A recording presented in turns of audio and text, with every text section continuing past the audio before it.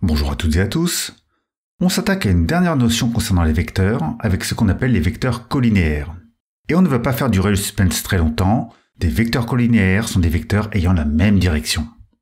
Si vous regardez à droite de l'écran, voici trois vecteurs, U, V et W, qui sont collinéaires. Ils n'ont pas la même norme, ils ne sont pas dans le même sens, par contre, ils ont tous la même direction. Si vous avez bien remarqué, j'ai mis un S à définition, car il y a une autre façon de voir cette notion. Des vecteurs U et V sont collinéaires si le vecteur U est égal à un certain nombre de fois le vecteur V. Regardez à droite. Le vecteur U est égal à moins 2 fois le vecteur V.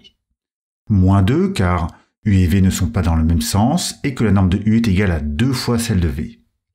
Pour plus de détails, vous pouvez revoir la vidéo sur les opérations avec les vecteurs. Conclusion, les vecteurs U et V sont collinéaires. De même, le vecteur U représente les 2/3 du vecteur W, donc ils sont tous les deux collinéaires aussi. Bien, allons un peu plus loin. Il existe une propriété très importante et très utile pour caractériser le fait que deux vecteurs sont collinéaires. Alors, il faut avoir une base, car on va parler des coordonnées des vecteurs. Si on appelle x et y les coordonnées du vecteur U, et x' et y' les coordonnées du vecteur V, alors les vecteurs U et V sont collinéaires si et seulement si le résultat de l'opération x fois y' moins x' fois y est égal à 0. Alors, trois remarques. La première est que, comme vous allez le voir sur un exemple, cette formule se retrouve très facilement. La deuxième est que je vous apporterai la preuve de cette propriété en fin de vidéo. Ne la passez pas, elle est importante. Et enfin, ce type de calcul est tellement important quand on parle de vecteurs qu'on lui a donné un nom.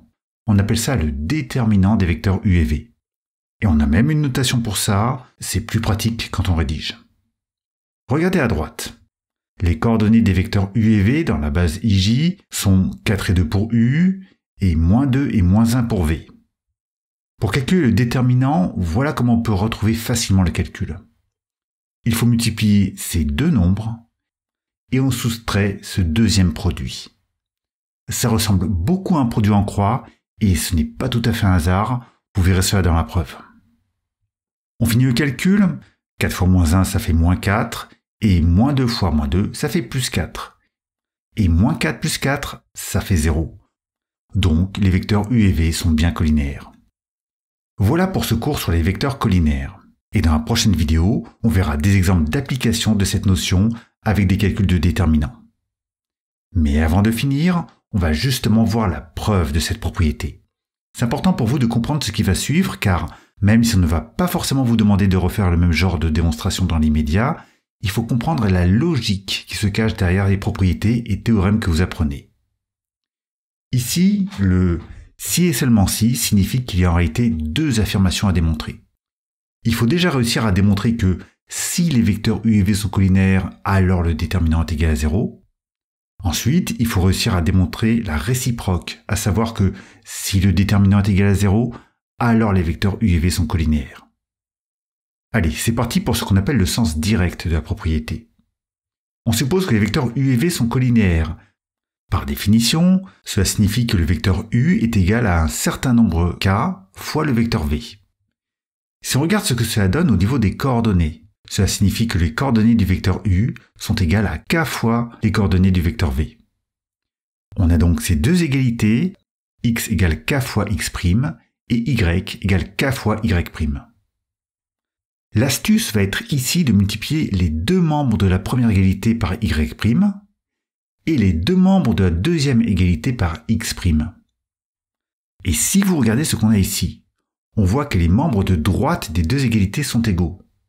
Donc, les membres de gauche des deux égalités sont aussi égaux. xy' est égal à yx'. On n'a plus qu'à soustraire yx' des deux côtés de cette égalité pour obtenir ce qu'on voulait. Ou presque, il suffit que j'écrive x' fois y au lieu de y fois x' et c'est bon. C'est bon? Alors, pas tout à fait, car il y a un petit détail auquel on ne pense jamais. C'est ici.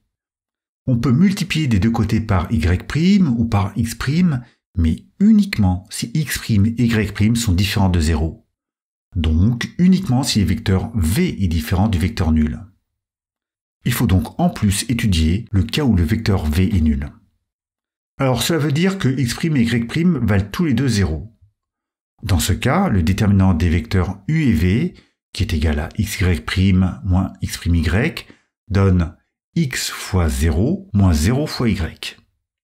Et ça, bien entendu, ça fait 0, ce qui est le résultat auquel on voulait arriver. Voilà, on a fini la démonstration dans le sens direct. On passe maintenant à la démonstration de la réciproque. On veut montrer que les vecteurs u et v sont collinaires en partant du fait que xy' moins x'y est égal à 0. On peut commencer en transformant cette égalité ainsi, en additionnant x'y dans les deux membres. Puis, on peut diviser par x' des deux côtés, ce qui fait que y est égal à xy' sur x'. On peut l'écrire ainsi. Et là, l'astuce consiste à dire qu'on appelle k le quotient x sur x'.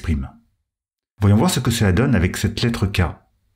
Dans la première égalité, on a y qui est égal à x sur x' fois y'. Si on remplace x sur x' par k, on obtient que y est égal à k fois y'. Et puis regardez cette égalité. Si on multiplie par x' des deux côtés, on obtient que x est égal à k fois x'. X est égal à k fois x', y est égal à k fois y'. On peut donc écrire que les coordonnées xy sont égales aux coordonnées kx' et ky'. Et ça signifie que le vecteur u est égal à k fois le vecteur v. Et donc que les vecteurs u et v sont collinaires. Voilà notre objectif atteint. Ou presque, car il y a encore un détail auquel il faut faire attention, c'est ici, regardez. On a divisé par x'. Donc, il faut bien préciser que x' doit être différent de 0. Et puis, il faut étudier ce que ça donne si jamais x' est égal à 0. Dans ce cas, les coordonnées du vecteur v sont 0 et y'.